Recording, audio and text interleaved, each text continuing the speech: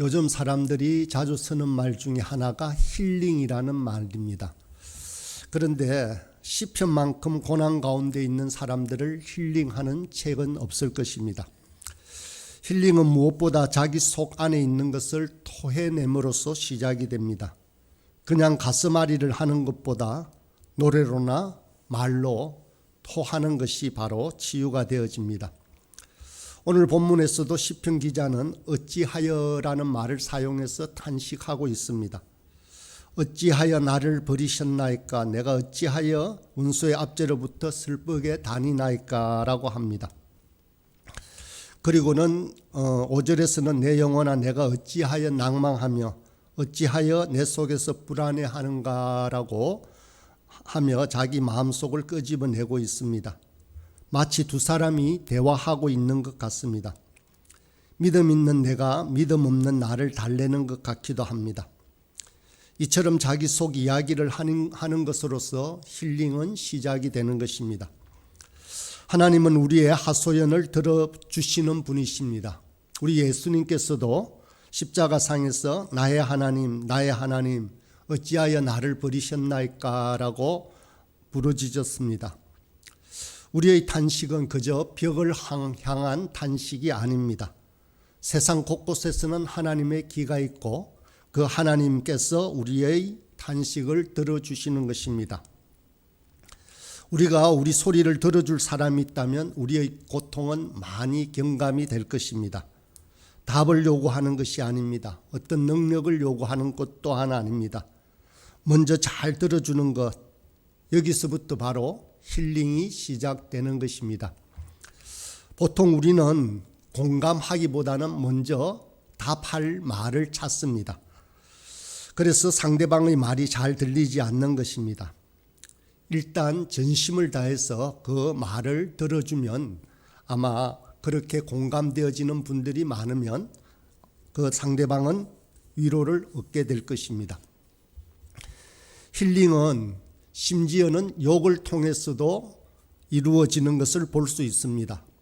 시편에서는 이것이 성경 구절이 맞나 할 정도로 원수에 대한 저주가 많이 있습니다. 물론 당사자를 향한 것이 아닙니다. 하나님께 하소연하는 저주입니다. 시편 기자는 자기를 괴롭게 하는 세력에 대해서 간사한 자, 불의한 자, 원수라고 서슴없이 그렇게 부르고 있습니다. 원수를 사랑하기 전에 내 안에 있는 감정을 정리하는 것이 필요합니다. 실컷 욕하고 저주하다 보면 가슴이 풀리면서 용서할 수 있는 마음도 불쌍히 여기는 마음도 생겨나는 것입니다. 하나님께서 직접 우리에게 말씀하시기는 흔치 않지만 이렇게 답답할 때 때로는 원망하고 하소연하고 저주하고 때로는 기도할 때 하나님께서는 그렇게 들어주십니다. 우리의 소리를 들어주시는 이 바로 하나님의 이름이 있다는 것이 우리에게는 얼마나 큰 위로가 됩니까? 우리 인생에서 이처럼 답답한 일이 생길 때, 일들이 잘 풀려가지 않을 때 우리가 의지할 수 있는 분은 오직 우리 하나님 한 분뿐이십니다. 하나님은 전능하신 분이십니다. 우리의 삶에 찾아오셔서 우리 인생을 주관하시는 분이시기도 하고 또 풍성한 삶을 살아가도록 계획하고 계신 분이십니다. 하나님은 우리 속 사정을 너무도 잘 아십니다. 우리를 사랑하시는 아버지이십니다. 그렇다면 우리는 소망을 하나님께만 둘 수밖에 없습니다. 그래서 시편 기자는 너는 하나님을 바라라, 소망을 두라라고 소리치고 있습니다. 소망은 태양과도 같습니다. 태양에 가까이 갈수록 그림자는 뒤로 멀리 물러나고 맙니다. 태양과 같은 진정한 소망이 아니라 거짓된 소망에 이끌리면 우리는 절망과 무력감에 더 빠져들 것입니다. 이념이나 권력도 신뢰할 수 없습니다. 물질도 신뢰할 수 없으며 어떠한 환경도 신뢰할 수가 없습니다. 오직 영원하신 하나님께만 우리 소망을 두어야 합니다. 하나님께서 자신을 소망하는 자에게 어떤 은혜를 베푸시는지 오늘 본문 말씀을 통해서 잘 보여주고 있습니다. 첫 번째, 하나님은 우리를 사람 앞에서 의롭게 만드십니다. 바로 이것이 기독교의 근간이 되는 칭의론입니다. 하나님께서 죄인인 우리를 어렵게 만드셨다는 뜻입니다. 칭의라는 것은 재판 과정에 일어나는 일입니다. 두 사람이 재판을 다투고 있는데 재판관이 그중 한 사람의 손을 들어주는 것이 칭의입니다. 그래서 이것을 법정적 의미의 의라고 말을 합니다. 1절을 보면 간사하고 불의한 자와 시편 기자 사이에 재판이 붙었습니다. 그런데 하나님은 전적으로 시편 기자의 편이 되어주고 계신 분입니다. 하나님을 내 송사로 변호하시는 분을 모시고 있는 분이 바로 시편 기자입니다. 변호사는 내 이해관계와 함께 나를 지지해 주는 것입니다.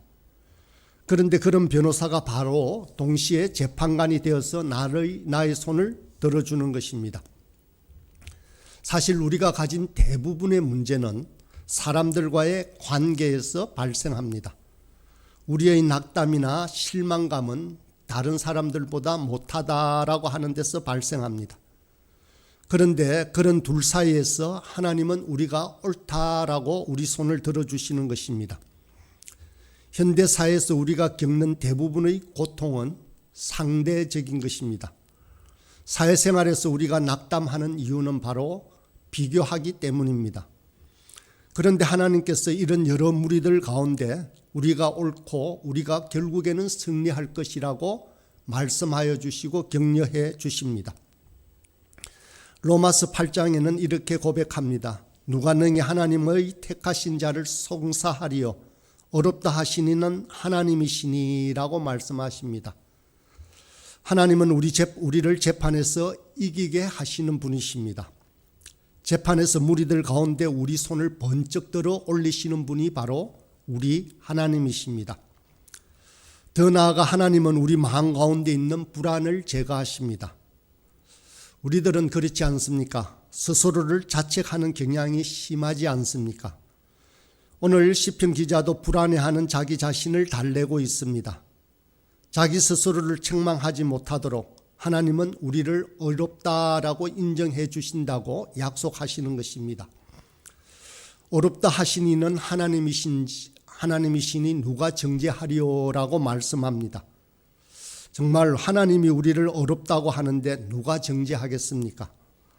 내 자신도 못하는 것입니다.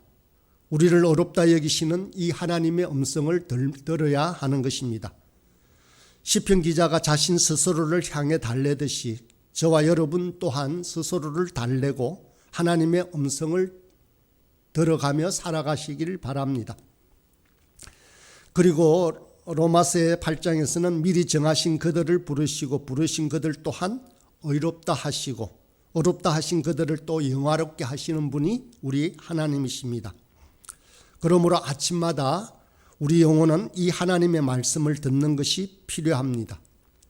세상의 소리나 육체의 소리를 듣는 것이 아닙니다. 육신의 생각은 사망이요 영의 생각은 생명과 평안이라고 했습니다. 두 번째, 하나님은 우리의 힘이 되신다라고 하십니다. 나의 힘이 되신 하나님이라고 고백하고 있습니다. 이것은 내가 가진 지혜, 능력, 은사 등 모든 것이 나로부터 나오는 것이 아니라는 고백입니다. 하나님이 주실 때 우리는 힘을 얻을 수 있고 지혜도 얻을 수 있는 것입니다. 다윗이 골리앗을 이길 수 있었던 것은 바로 이 하나님이 그의 힘이 되어 주셨기 때문입니다. 그냥 육체적인 힘으로는 다윗은 결코 골리앗을 이길 수가 없었습니다. 그러나 하나님께서 지혜의 힘을 주시니 다윗이 원거리에서 물맷돌로 던져야 하겠다는 생각을 주신 것입니다. 역대하 20장에도 보면 하나님께서 전쟁을 치르시는 것을 잘 말해주고 있습니다. 여호사밧 왕이 모압과 암몬의 대군들이 쳐들어왔을 때 전투를 하지 않고 금식을 선포합니다. 그리고는 우리 하나님이여 저희를 징벌하지 마소서, 우리를 치러 오는 이 무리들을 우리가 대적할 능력이 없고 어떻게 할 줄도 알지 못합니다. 우리는 오직 주님만을 바라봅니다 라고 기도합니다. 그때 선지자 야시엘은 이스라엘 백성들을 향해서 이렇게 말합니다. 이 큰 무리로 인하여서 두려워하거나 놀라지 말라. 이 전쟁이 너희에게 속한 것이 아니고 하나님께 속한 것이다 라고 말씀합니다. 이 전쟁에서 너희가 싸울 것이 없다고, 항오를 이루어 서서 너희와 함께한 여호와가 구원하는 것을 보라고 그렇게 말씀으로 격려합니다. 한편의 예배와 같습니다. 전쟁이 아닙니다. 이 전투의 절정은 최전선에 노래하는 자를 배치하고 찬송하며 나아가게 하는 것이었습니다. 그 결과 하나님께서 친히 전쟁에서 싸우시고 이스라엘은 전혀 힘 하나 안 들이고 승리를 합니다. 이것이 바로 여호와는 나의 힘이다 라고 하는 의미입니다. 매우 극적으로 그려지고 있지만 신앙인들의 힘이 어디에서 나오는지 또한 매우 극단적으로 잘 보여주고 있습니다. 바로 하나님을 바라는 자, 하나님을 소망하는 자에게 하나님께서 도와주십니다. 또 때로는 주의 하나님의 빛과 주의 진리를 보내어서 우리를 인도하시기도 합니다. 하나님께서 우리 앞길에 밝은 빛을 비추어 우리를 넘어지지 않고 목적지에 이르게 하시는 것입니다. 우리가 함정에 빠지거나 돌아가지 않고 곧장 목적지를 향하게 하십니다. 바로 이것이 우리 하나님이 도움 되신 하나님이십니다. 세 번째로 하나님은 우리를 기쁘게 만드십니다. 하나님이 우리를 얼마나 기쁘게 하시는지 4절에 개역 한글에 보면 나의 극락의 하나님이다 라고 표현하기도 합니다. 극락이라고 하는 것은 한자로 지극한 기쁨을 나타냅니다. 얼마나 큰 기쁨이 있기에 극락의 기쁨이라고 표현했을까요? 사도 바울은 빌립보서에서 감옥에 갇혔어도 기뻐하고 기뻐한다라고 했습니다. 그리고 성도들을 향해서 항상 기뻐하라, 내가 다시 말하노니 기뻐하라 라고 권면합니다. 하나님은 우리 안에서 기쁨을 불러일으키시는 분이십니다. 도무지 웃을 수 없는 상황인데도 우리 안에서 찬송이 나오게 만드시는 분도 바로 우리 하나님이십니다. 사도 바울은 채찍을 맞고 빌립보 감옥에 갇혔어도 하나님을 소리 높여 찬송하였습니다. 기쁨이나 웃음은 우리가 모든 것을 갖추었기 때문에 나오는 그런 것들이 아닙니다. 오히려 기쁨이나 웃음이 내 안에 있는 불안이나 문제를 일시에 몰아낼 때가 있습니다. 한 번의 웃음이 만 가지 근심을 몰아낸다라고 하지 않습니까? 이기는 자들은 웃음을 통해서 근심을 이깁니다. 하나님은 우리에게 기쁨을 주십니다. 내 안에 기쁨이 샘솟도록 만들어 주시는 것입니다. 네 번째는 하나님은 우리 얼굴을 도우시는 분이십니다. 그래서 5절 하반절에 나는 내 얼굴을 도우시는이라고 개역 성경에서는, 개역 한글에서는 말합니다. 내 하나님을 오히려 찬송한다라고 하며 나를 내 얼굴이라고 표현하기도 합니다. 얼굴은 나의 모든 것을 드러내고 있습니다. 내 얼굴빛이 좋지 않으면 내 안에 불안이 있기 때문입니다. 내 얼굴이 빛나면 내 안에 즐거움이 있다라는 뜻입니다. 내 얼굴을 상하게 하는 것들이 무엇입니까? 죄나 수치나 두려움이나 근심, 슬픔. 우리 하나님은 이런 우리의 얼굴들을 빛나게 하십니다. 우리 얼굴을 땅에 떨어뜨릴 때가 있습니다. 성과가 없을 때도 그렇고 패배할 때도 그렇습니다. 그런데 우리 하나님은 우리 얼굴을 들게 만드시는 분이십니다. 부끄러움으로 땅에 떨어뜨린 고개를 다시 당당하게 들게 하시는 분이십니다.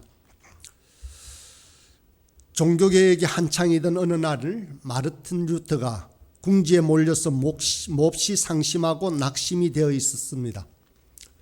그때 루터의 아내가 상복을 입고 루터에게 나타났습니다. 그러자 루터는 아내에게 누가 죽었냐고 물었습니다.